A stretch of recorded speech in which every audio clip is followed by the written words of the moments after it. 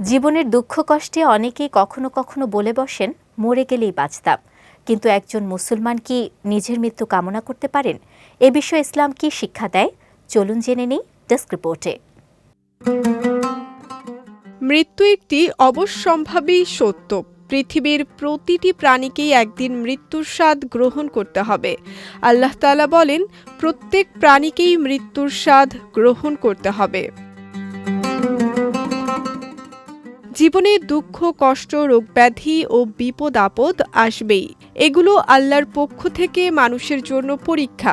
এমন কঠিন সময়ে অনেক মানুষ হতাশ হয়ে মৃত্যু কামনা করে, কিন্তু ইসলাম এ ধরনের মনোভাবকে নিরুৎসাহিত করেছে।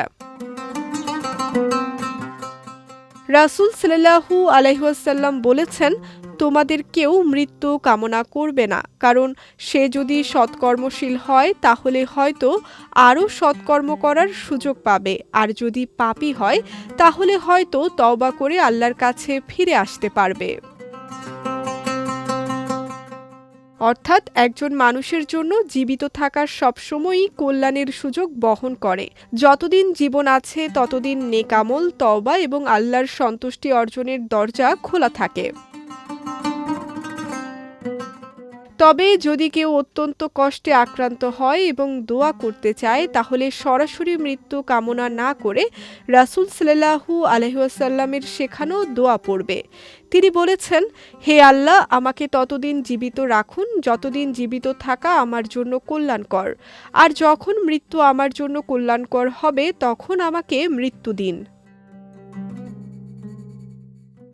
ইসলামের শিক্ষা হলো জীবন মৃত্যুর ফয়সালা আল্লাহর হাতে ছেড়ে দেওয়া।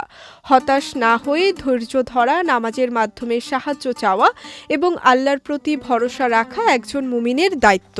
কারণ কখনো কখনো যে জীবনকে আমরা কষ্ট মনে করি, সেই জীবনেই আল্লাহ আমাদের জন্য অসংখ্য কল্যাণ লুকিয়ে রাখেন। বিজয় টিভি নিউজ ডেস্ক।